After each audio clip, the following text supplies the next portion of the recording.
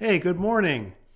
Good morning. Good morning. I'm Brian Manning. This is the Asylum Answer Show where I'm going to answer your questions about winning asylum in America. Let me know, let me know what questions you have about winning asylum. But look, before we do that, say hello. Let me know in the chat where you guys are watching from. Good morning. Good morning. Hey, YouTube. Hello over on Facebook. We got some folks on LinkedIn. We got TikTok as well. Good morning. Good morning. I'm Brian Manning, and I'm an asylum lawyer. So I used to be an asylum officer with the government, but then I changed sides of the desk. And now I'm an asylum lawyer. And my law firm is called Political Asylum Lawyers. And we help immigrants all over the country to secure their future in America through asylum. I want to answer your questions. I want to know what questions you have. But first, say hello. Let me know where you're watching from. We got Yelin Ong who says, "Hey, Brian, I'm watching from San Jose, California, and one of your clients." Nice. Thanks for being a client, Yelin.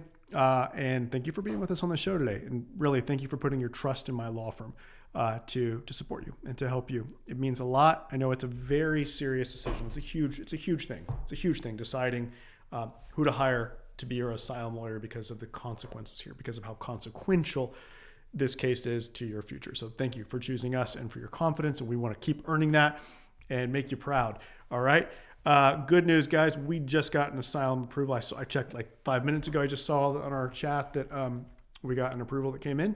And I just want to take this opportunity to encourage you and tell you that we're still winning cases. It's not impossible to win asylum. It's hard in the current environment to maintain sort of the faith and optimism given what we're seeing in the news about just how hard everything is for immigrants these days. But keep the faith, okay? It's not impossible to win. We keep winning. We keep winning cases. We just won another one today. It seems like it's almost every day. It seems like that we're getting approval notices. So it's hard.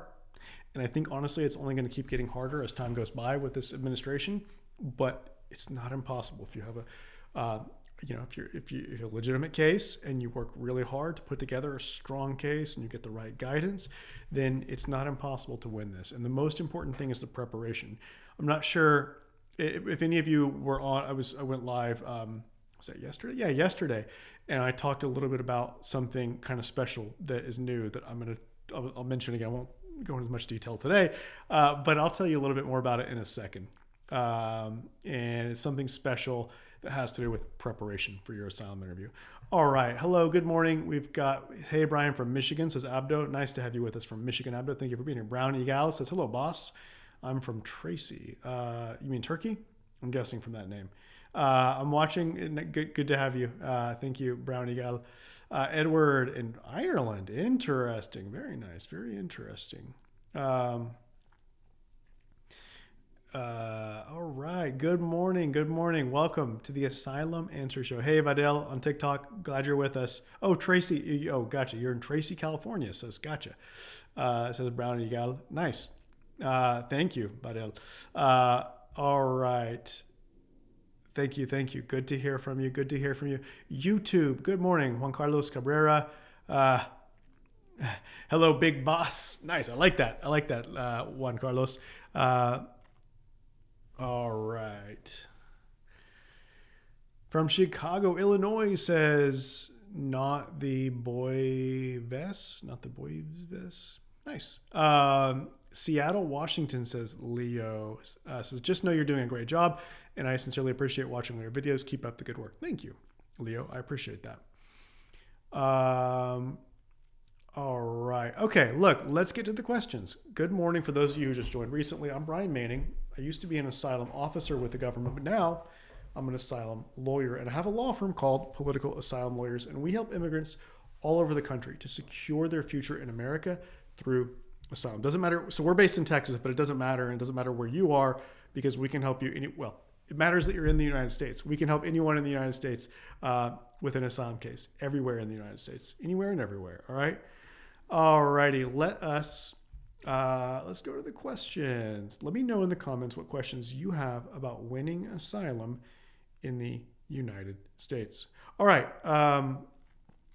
Adonai Ermia says, "Hey Brian, from Pennsylvania here, and cool, thanks for joining from PA, Pennsylvania. Waiting for a decision after second interview and congressional inquiry coming back as supervisory review may require more extensive review." Yeah, we talked about this yesterday. How long has your case been pending, Adonai? Has it been? Did you apply for asylum 5 years or more ago? If so, you're probably in a good position to force that decision by suing in a mandamus lawsuit. Because remember, mandamus is not just used for forcing an interview, but also for forcing a decision. Okay. All right. Oh, nice. Dizzy K says, "Love your videos, sir. I just won my asylum in Virginia due to your videos." Thanks, Dizzy K. I appreciate that. For those of you watching on TikTok, Facebook, LinkedIn, YouTube is where my best stuff is. I got trainings, I got news updates, I got detailed videos about all kinds of things that you need to know about if you want to maximize your chances for asylum success. So go to YouTube.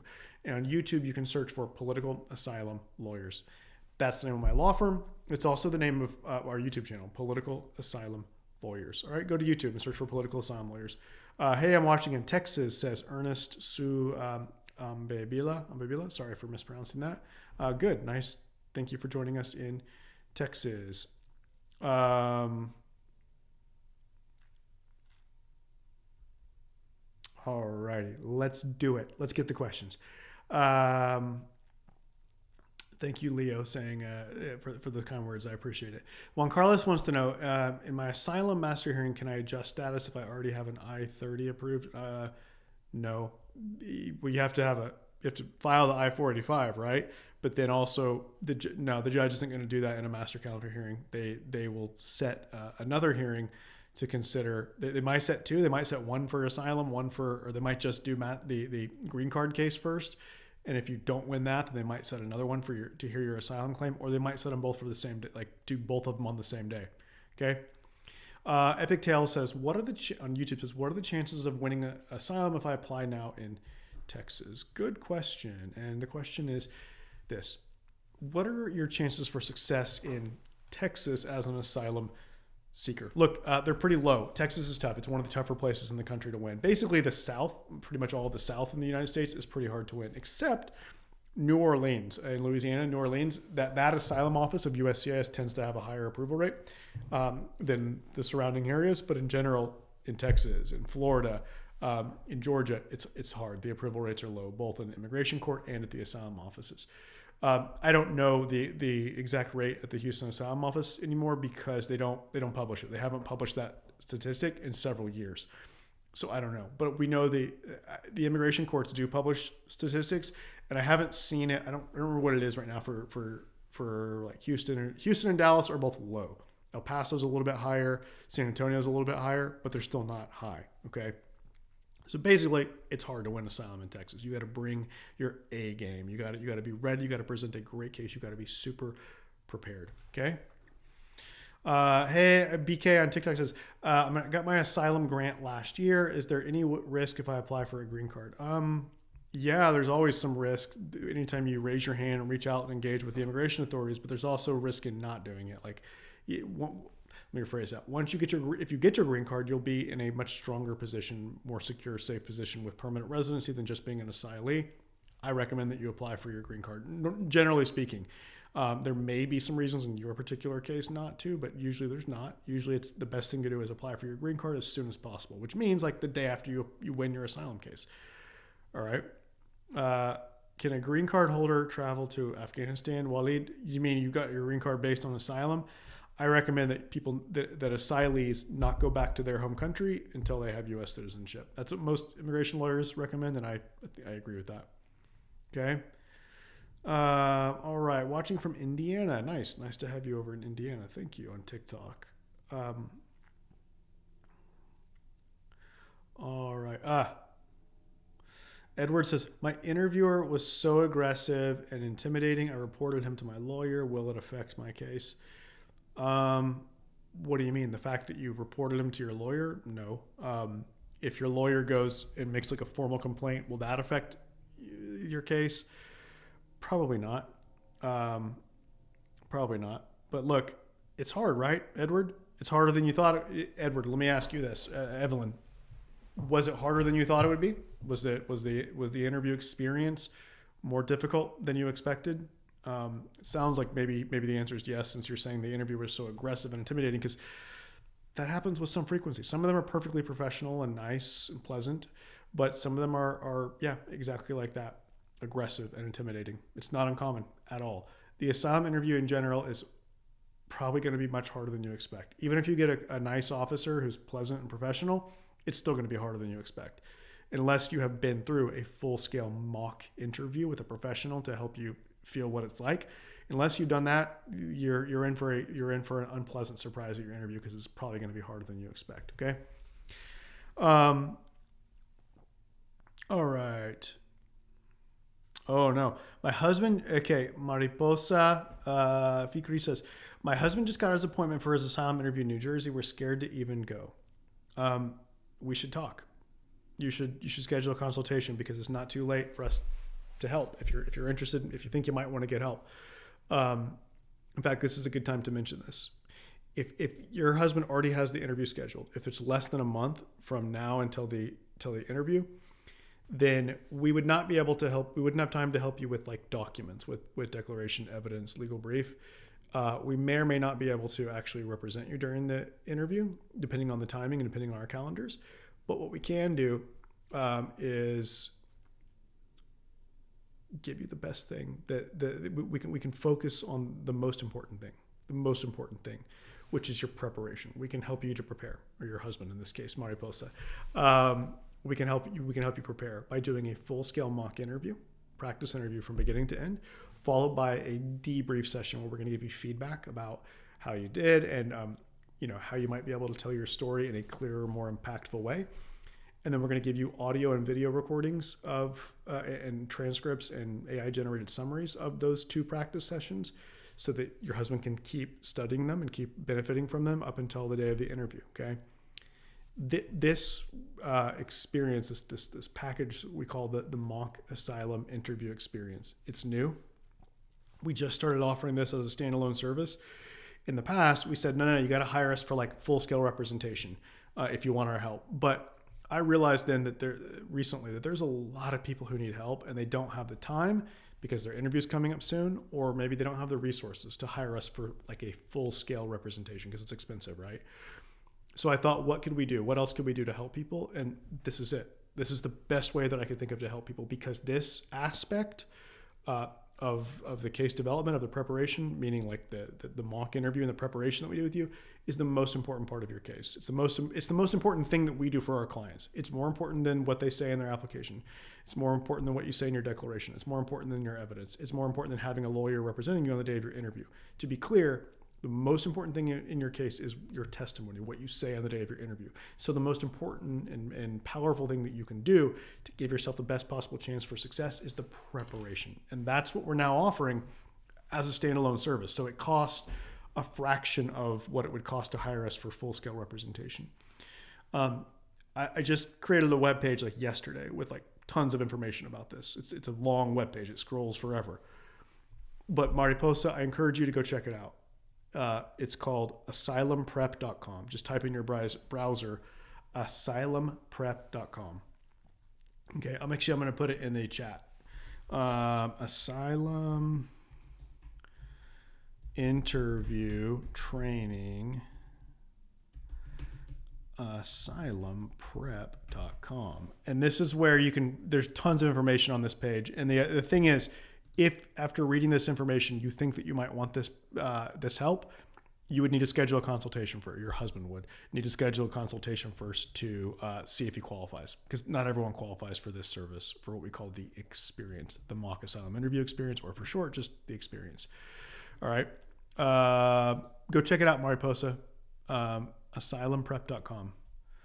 Okay. Asylumprep.com. Cool. Check it out. And if you think it sounds helpful, schedule a consultation with us, hopefully right away, because we might need to move very quickly depending on when your husband's interview is. All right. Do we help with citizenship interviews? Baby Lola wants to know. No. Nope. We just do asylum all day. Well, okay. We do green cards for asylees, for people who want asylum and now they're asking for a green card based on their asylee status. We do that, but we don't do We don't do citizenship. We don't do family-based immigration. We don't do investment-based immigration. We don't do employment-based immigration. We're focused on asylum. We're laser focused on asylum. For us, it's asylum all day, every day. All right. All right. Preparation is key. Yep. How much does it cost? $3,000. Well, okay, technically it's a tiny bit less than that. It's $2,997 is this the mock asylum interview experience. By the way, if you want to do this and you hire us for this right now, we're offering some additional training, like some training resources that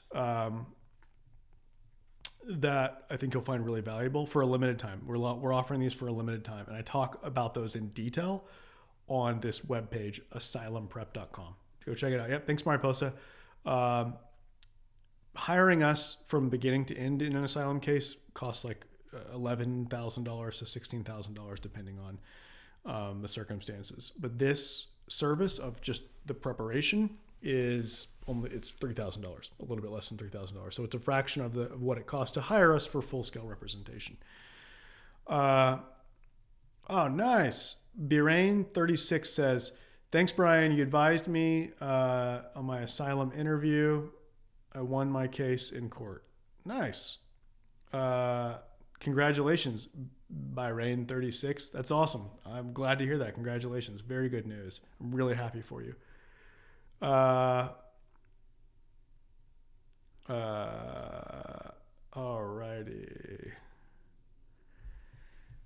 Nice. Let's see. Asylumprep.com. That's if you want to learn about this service called the mock asylum interview experience. If you think though, like, no, I want more. I'm interested in maybe hiring a law firm for like full scale actual representation, then go to winasylum.com, winasylum.com. That's where you would schedule a consultation for like more general sort of help. Winasylum.com, winasylum.com, or full scale representation, I should say, not general help. Alrighty, that's winasylum. It's not working. Winasylum.com, winasylum.com. Alrighty, let's get to the questions. What questions do you have about winning asylum in America?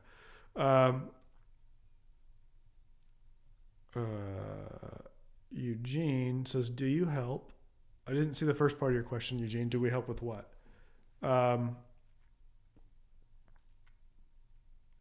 Eugene, I didn't see your question. Will you chat the rest of your question? Do we help with what? Let me know what you're interested in learning about. AJ says, what's the process after asylum interview gets denied? Is it directly to deportation? Good question. The question is this. So what happens when you get a negative decision from USCIS on your asylum case? Are you going to get deported like right away? What happens next? Look, no, you're not going to get deported right away.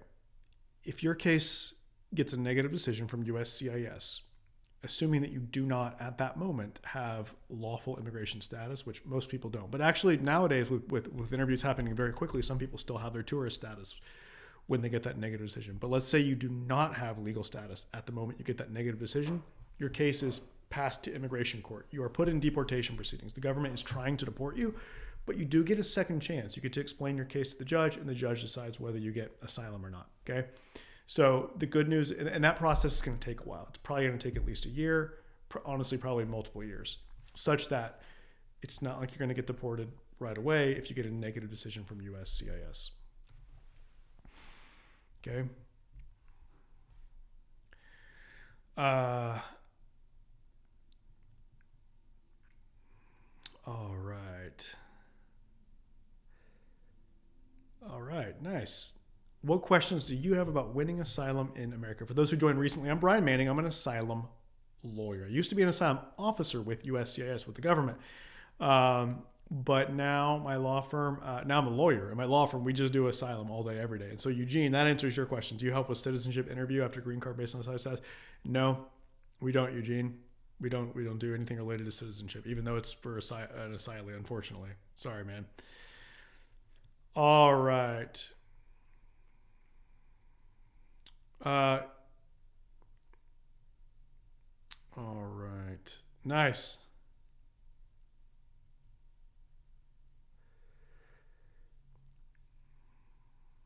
Okay, let's do this. What questions you got for me about winning asylum in America? Lucky Gotro's been asking a bunch. Hello, sir. My asylum hiring date address was removed from the automated case status. What is the reason? I'm not sure what you mean by hiring date address. I don't know what you mean by that, Lucky Gotro. Can you rephrase that in different words? I don't know what you mean when you say hiring date address. I don't know what that is. Can you restate that? Okay. Gilberto wants to know, if I already have a FOIA from USCIS, do you need to request it again for the roadmap, or will you use my actual request? It depends on when you did it. Gilberto, if you did it in the last couple months or a few months, then we'll probably ask for it again just to be safe. But we can start doing more of a substantive work on your roadmap with the one that you've got. If it's not more than a few months old, I think. But if it's more than a few months old, then we'll probably wait to get the new one to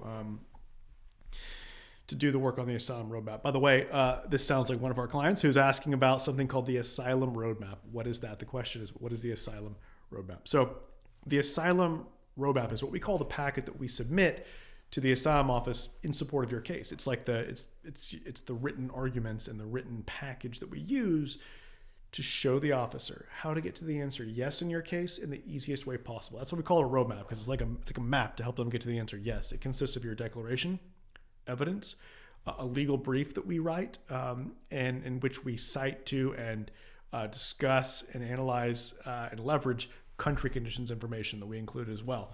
And so this packet, we send it in, and the idea is that when you walk into your asylum interview, we want that officer to already be thinking, okay, look, based on the documents, I already understand this case, and I can already see how the person meets the asylum requirements. That's the kind of mindset that we want to establish ahead of time in the officer's mind, okay? It's powerful. It's powerful, okay? The asylum roadmap. It's a way to give you a leg up before you even set foot in the asylum office for your interview, okay? All right. Is the work permit still valid when the asylum case is sent to court? Good question, AJ. Yeah, the question is this. So does your asylum clock, for purposes of your work permit clock, keep running if your case gets sent from the asylum office over to immigration court? And the answer is yes, it does. That clock keeps running. Nothing freezes that clock. So once you hit the 150 days, you can apply for asylum. Doesn't matter that you got a negative decision from USCIS and then we're sent to immigration court. The same is true if you already have your work permit from when your case was pending with USCIS, but then you get referred, they call it referred, to immigration court.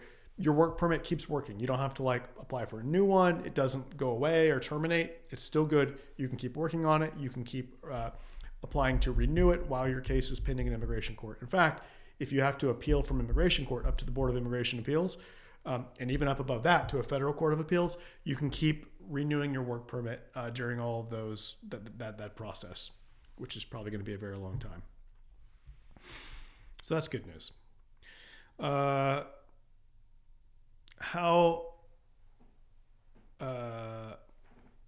Meek wants to know, how long will it take for my appointment to be rescheduled if I request it? Good question. The question is this. If you ask for your asylum interview to be rescheduled, how long are you going to have to wait for that to actually happen, to get the rescheduled interview and have it? It's impossible to predict. Like usually it's pretty quick because this is their top sort of rung of priorities of rescheduled interviews. So often it's quick. Often it's like a month or two. But sometimes these things fall through the cracks. Sometimes they can forget about it.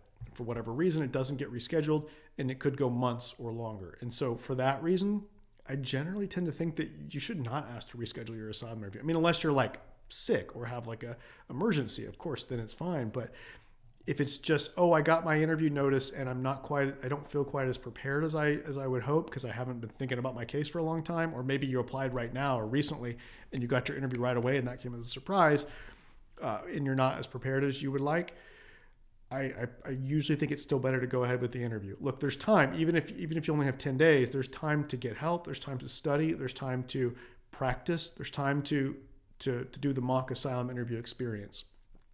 with us, which is the most important thing I think that you can do to increase your chances for asylum success. And you can learn about that at the website asylumprep.com. I've got this super, very, very detailed webpage where I just talk all about this issue, about what it is and why it matters and what we're offering right now for a limited time.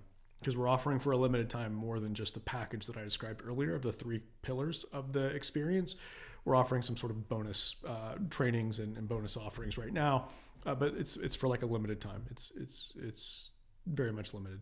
So if you think you might be interested in getting help with preparation for the interview, with a practice interview, a full-scale mock interview and feedback, go to asylumprep.com, asylumprep.com.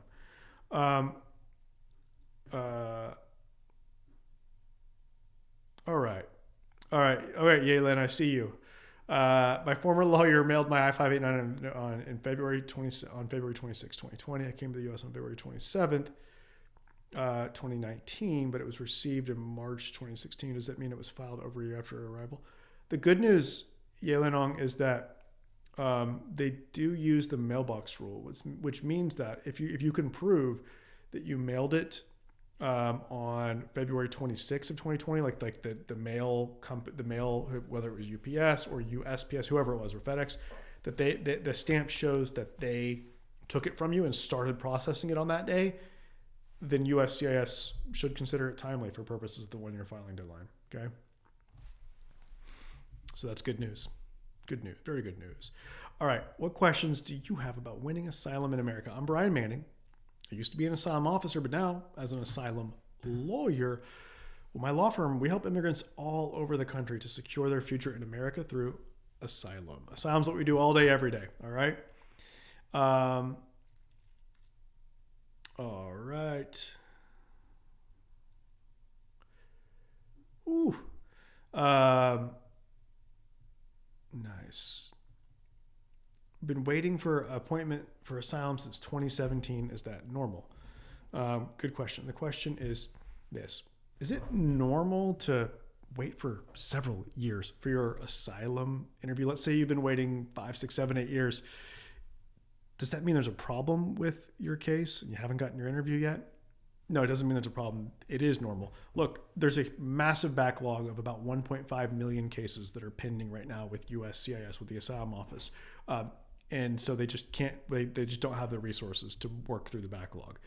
And so there's many, many people that have been waiting for several years, and it has nothing to do with their underlying case. Like no one has looked at their case to be like, oh, this is a strong case or a weak case. It has nothing to do with that. It has nothing to do with what country you're from. Unless you're from Afghanistan, then there was a chance, depending on circumstances, that it was going to get done quickly. But generally speaking, doesn't matter where you're from, doesn't matter whether your case is good, bad, whatever, doesn't matter for purposes of the timing of getting scheduled. However, you should know that people who are applying right now, within the last few months, a lot of people have been getting their interviews right away. Okay, right away within several weeks. Sometimes we've had clients get it within like less than a month. Often, though, we're seeing a month, 1 to 3 months that people are getting their interview when they apply right now. So you got to be ready. All right, you got to hope you have a lawyer who's helping you present the case on paper, and most importantly, preparing you for the interview, because that's the most important part. All right, have you gone to Sterling, Virginia Court? Are you asking me? Mish019? Yeah, we won a case there recently. Yeah, we know Sterling, sure. All right, TikTok, good morning. Or afternoon if you're on the East Coast. We're in Texas. We're based in Texas, but look, it doesn't matter because we help people all over the country. Okay? We help people on the East Coast, West Coast, North, South, all over. John Sachs Coe says, asylum is decision pending for 8 months now. Look, first, the question is this. So what should you do if you're waiting for several months for your decision after your USCIS asylum interview? Let's say you're waiting 6, 8, 9 months. First of all, I would say reach out to them by email and telephone to just say, hey, been waiting for, I had my interview on X date. Could you please let the officer know that I stand ready to provide anything else they may need from me so the case can be processed? By the way, could you please let me know an estimate of when you think it might be done? Sometimes, rarely, but sometimes that's enough to shake it free. That's enough to get them to take action. They sometimes they've just forgotten about it and you're reminding them of it. And sometimes that's enough to get it done. But look, usually it doesn't work. And if it doesn't work, then I want to ask you, did you apply for asylum 5 years or more ago? If so, if you applied for asylum 5 years or more ago, then you're in a good position to sue using a mandamus lawsuit to force the decision. Mandamus is used not just to force an interview. We talk about it. I talk about it every day on here about, if you've been waiting for an interview, you can use mandamus, but you can also use mandamus to force a decision. Okay. All right. Let's see. That was nice. Let's see. Okay. Hi, my favorite lawyer in USA. Very nice. Somebody from, it looks like Ethiopia. Thank you very much. Very kind of you. Thanks for coming on to say that. All right.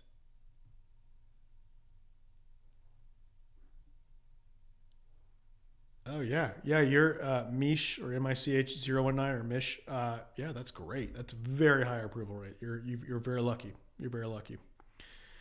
Uh,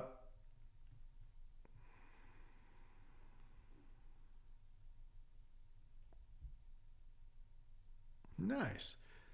So we're based in Houston, Texas. MA777. We're based in Houston, Texas, but we help people all over the country. All right. Nice. Persecution there. Studying in Lithuania. Do I qualify for asylum in the U.S.? Dolly Charm wants to know. Where are you from, Dolly Charm? Are you from Lithuania? This is an interesting question. The question is this: can you get asylum in the United States based on persecution in a third country? So let's say you're from country A, but then you went to go to, let's say, university and study B in country B, and in country B, bad things happened to you and you were harmed and persecuted. Can that be a reason for you to get asylum in the United States? And the answer is no. What the asylum officer cares about is what happened to you in country A, your country of nationality. Really, all they care about is your country of citizenship. They don't even want to hear about what happened in country B, unless it suggests that you might be at risk if you had to go back to your country A. So unfortunately, yeah, the harm in a third country is almost always irrelevant, meaning it doesn't really help you, unfortunately. John Mutori says, please share your contact. I want to help someone. Yeah, John, my pleasure. They can, I'm gonna type this in the chat. Consultations. Winasylum.com is where you should go to schedule a consultation. Okay. Winasylum.com. That's WINASYLUM.com. If you want to talk about your situation and let us know if, or let us see if we think that we can help you, we'd love to do that. And we're going to ask you a lot of questions. These consultations are not short little 10, 20-minute talks. These consultations last almost an hour. Okay. 50 minutes, 50 minutes. And we're going to go deep. We're going to get to know you. We're going to get to know your case, understand your situation, analyze it, and tell you whether we think we're in a position to help you. Okay. That's what we want to do. And we do that in a consultation, what we call an asylum strategy session. And you can schedule an asylum strategy session here at this URL, winasylum.com, WINASYLUM.com, WINASYLUM.com. Okay. Ross, I'm sorry to hear that. Ross says, if my dad passes away while we're still in removal proceedings, what happens to me as a dependent? I came here as a 14-year-old. Now I'm 24. I'm sorry to hear that. Maybe it sounds like maybe your dad's not in good shape, not well. I'm really sorry to hear that. I'm hoping for the best for him. The question, though, is this. So what happens if you're a dependent in a asylum case? Maybe you're the child of a parent or the spouse of the principal applicant. And that person, the principal applicant, dies. What happens to you as the dependent? Well, it's tough because the asylum case disappears. It goes away. And therefore, you're no longer a dependent. If you want to win asylum, you're going to have to file your own application. Okay? And crucially, you need to do this quickly after the person passes away. I would say I really recommend that you do it within like 2 months, because the issue here is with the 1-year filing deadline, right? Which says that normally you need to apply for asylum during your first year in the United States. But there's a couple categories of exceptions, and one of them recognizes that in situations like this, where if you're a dependent in someone else's case, but then that relationship gets severed, goes away due to something like a divorce or a death of the principal applicant, then it's considered an extraordinary circumstance, and you can get around the 1 year filing deadline, but you have to apply within a reasonable time of that circumstance occurring. And that means that's interpreted to mean usually like, oh, like 2 months is fine, but like 3 months, probably okay, but like 6 months, probably not. So if the person does die, then I encourage you to apply. You got to apply quickly. Okay. The Eagle says, what do you think about someone who doesn't have evidence for his statement as an asylum seeker? Good question. The question is this: can you still win asylum without evidence? Yeah, you can. Look, it's helpful if you have evidence that backs up what you're saying and that sort of makes the points you're trying to make and drives home your case. So, if you can get evidence that's relevant to your case and helpful, absolutely, sure, you should try to get it. But the good news is, it's not absolutely critical. You can win asylum without any evidence whatsoever. You can win asylum as long as your testimony, what you say on the day of your asylum interview, is detailed, consistent, and plausible. That's the standard. That's what the asylum officer is analyzing. Is your case detailed, consistent, and plausible? Okay? And that's what you should focus on, right? If you can get evidence that helps your case, great. But I wouldn't worry too much about it, honestly. If you can't get it, you can't get it, right? You should focus more on preparing for your testimony. The preparation for your interview is the most important part of your case, in my opinion. I don't know who this is from. I can't read the script, Aramaic or looks like looks like you're from Ethiopia. You say, I need your help. I filed by myself. I need your help. I'm living in the DMV area. Thanks so much. Again, my pleasure. Yeah, call us. You can call 713. You can go to my profile and find the phone number. But really, honestly, if you think you might want help, the easiest thing to do to pursue that, to inquire about that, is to do a consultation with us. And you can schedule the consultation at winasylum.com. WINASYLUM.com. Again, WINASYLUM.com. Okay, Saber Gulbahari says, my wife's case was just denied, so what should I do? Denied by the asylum officer or an immigration judge, I'm curious, or the Board of Immigration Appeals. I'd like to know what you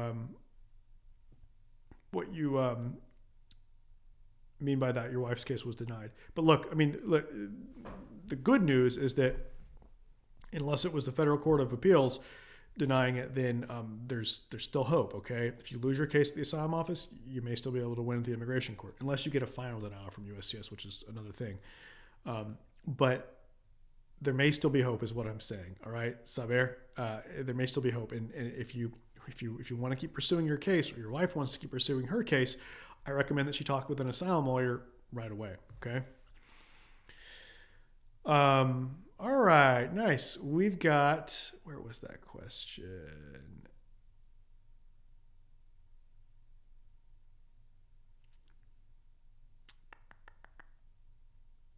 Have you done asylum cases in Buffalo, New York? I know a family from Ecuador with a pending asylum claim. I heart you, number 20. Buffalo, New York. Yes, we have. Yeah, we have people all over the country. Okay, doesn't matter where their case is pending or where they are. We have people all over the country. We've got lots of clients in New York. Mainly in New York City, but we've done Buffalo as well.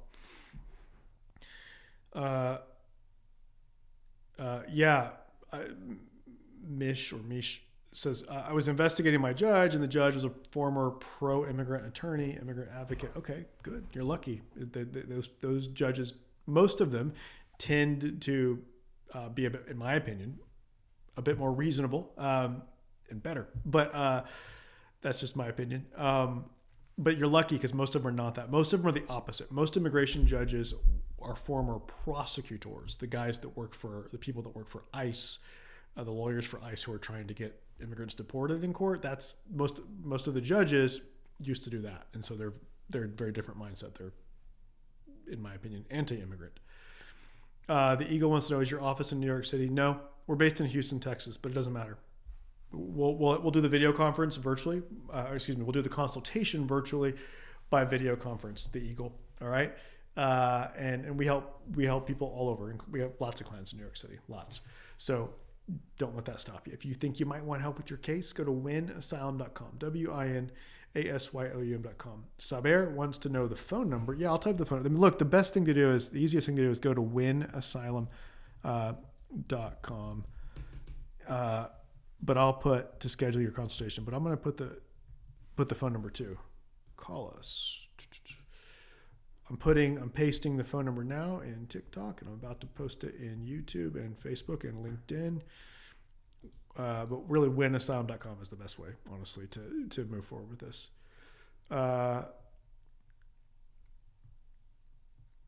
All right. That's what I'm talking about. Bobo SWTS over on YouTube says, big up Brian and the team. You helped me with mandamus, with training, with the mock interview, with representation in the asylum office, winning my case, getting my decision in the blink of an eye. Who is this? What client is this? BOBO SWTS. I can't remember who this is. I feel like I've known who you are from YouTube before, what your real name is, but you don't have to say it here. Don't worry. But I'm curious. Thank you for coming on and taking the time to chat about that. That's awesome. I appreciate it. Look, for those of you who are not seeing this comment on YouTube, if you're on TikTok, Facebook, LinkedIn, over on YouTube, where my channel name is Political Asylum Lawyers, which is my law firm name, one of our clients is saying, or former clients is saying, we help them force their interview through a mandamus lawsuit. We help them with the mock interview experience, and we represented them in the asylum office, and they won their case. What they said, they got their decision and won their case in the blink of an eye. Not always, doesn't always happen that way, but I'm glad it did with you. And yeah, look, they're talking about this mandamus lawsuit. We do this all the time. We filed, I think around 200 of these in the last couple of years or so. And look, past performance does not guarantee future results. But I want to tell you that we haven't lost one of these cases yet, a mandamus lawsuit. Okay. Doesn't guarantee we're going to win them in the future, or yours or any case in particular. But I think I mention it because I think it's pretty powerful in explaining and demonstrating that the mandamus lawsuit is a very effective tool. If you've been waiting for several years for your interview and you're sick of waiting and you want to maximize your chances for success, I think you should talk with an asylum lawyer immediately about suing to force your interview. Because I think, generally speaking, the sooner you get your interview, the better your chances for success. I think that with every passing month, it's going to be harder and harder to win asylum. If you randomly get called for your interview 1 year from now, 2 years from now, 3 years from now, I think the approval rate is going to be much lower than it is right now under this administration. So I think if you can force your interview now and your decision now, that's probably in your interest. Just like it was for Bobo SWTS, who said, big up to Brian and the team. You helped me with mandamus, with training in the mock interview, with representation in the asylum office, winning my case, getting my decision in the blink of an eye. Thank you for coming on and saying that. Appreciate it.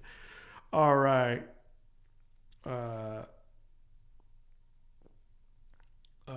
So Unbeatable 941 was also your double tracking this, I see on YouTube and TikTok. Yeah, same answer. Unfortunately, Qatar doesn't help you. I'm sorry to hear about that. Qatar doesn't help you, but the good news is, look, there's a decent chance that you'll have a decent case based on Jordan. Even if you have never been there, even if you've literally never set foot in Jordan, you have a chance to win asylum there if you're a member of the LGBTQ plus community. Okay, we've won cases similar to this before. We should talk.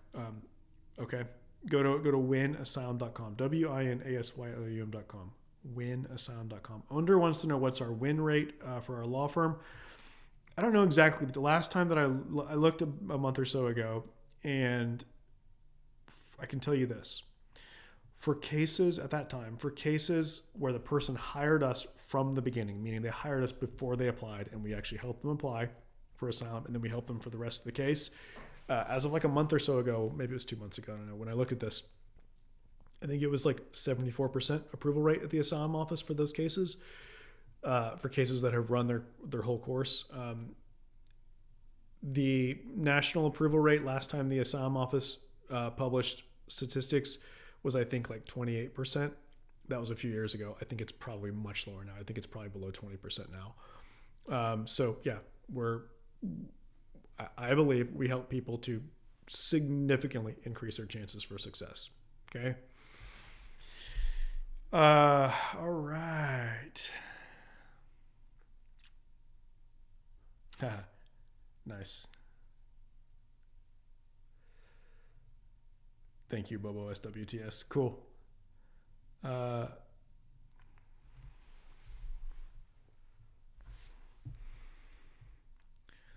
Okay, Jamal, the problems that you had in Qatar that were related to Somalis, that could put you at risk back in Somalia, I could imagine. Um, but yeah, we would need to talk in detail about this, because sometimes things that happen to you if you were like a police officer, some of those things um, don't really count as persecution on account of a protected ground. But it's tricky. It really depends on the specific facts of your case, which is something that we would start discussing in detail in an asylum strategy session. Okay. Lovinsky Compere says, hello, I'm from Haiti and I live in Florida since 2015. They just scheduled me for an interview, but it's hard for me to find evidence. Yeah, it's okay, Lovinsky. Look, if you can get things that are helpful, then sure, do that. But I don't want you to stress too much about it, because at the end of the day, it's not the end of the world. Evidence is not super, super, super important, to be honest with you, especially at the Asylum Office. What's really important, Lovinsky Compere, is your testimony. What you say on the day of your interview is much, much, much, much, much more important than any evidence you could possibly find or bring.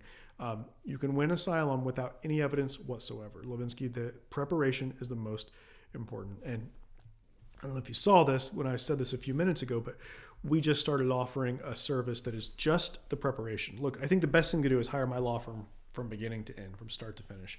But that's expensive, and for some people there's not time anymore to do that. This is the next best thing. What we call the mock asylum interview is, I think it's the next best thing. Okay, it's a full-scale practice interview of 2 hours with an asylum lawyer, where you're going to cover basically everything you're going to see on the day of the real interview. Okay, you're going to know what kind of questions that you can expect. You're going to know what it feels like to be in this position. You're going to know what the different procedures are for the day. All of this is going to help you to feel better, because you know what you're getting into, and you're going to practice it, because then you're going to have a 30-minute debrief session, like kind of a follow-up session after your mock interview session, where we're going to give you feedback and practice on things that you need to do better, and just make sure that you're telling your story in a clear, compelling, and impactful way. If you want to read lots more about this, Lovinsky, go to this website, asylumprep.com. Again, if you want to read all about this, this service, this what we call the mock asylum interview experience, go to asylumprep.com. Right now it's a huge, massive page of text, lots of reading. I filmed actually this morning a video, like a presentation for it, that will go on that page in like a couple days. Tomorrow or the next day, there will be a pretty long video where I explain most of what's in the very, very, very long text below it. All right. But go to asylumprep.com. Is TPS lawful status? Yes, it is. All right. Very good. Nice. William, love it. Love it. Thank you for mentioning this. William says, I was exceptionally helped by your firm. Supplemental filing, mock interview, EAD, now approved. Actual interview, and now awaiting decision. You guys are very professional. Thank you. Appreciate you, William. Thank you for coming on and saying that. Very kind of you.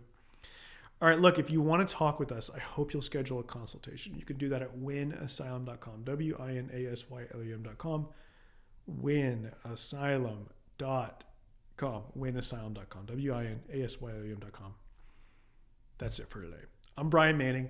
I am an asylum lawyer. I used to be an asylum officer, but now as a lawyer, my law firm helps immigrants all over the country to secure their future in America through asylum. If you want to talk with us, go to winasylum.com. Otherwise, until next time, we'll be live again soon. Until then, have a great day. Have a great afternoon, everyone. And we'll see you on the next live. All right, guys. Thank you, and take care. Stay safe out there. And as always, it really is a pleasure and an honor to support you in your immigration journey. Bye, guys. Take care. Thank you. You too. Bye. TikTok. See you. LinkedIn.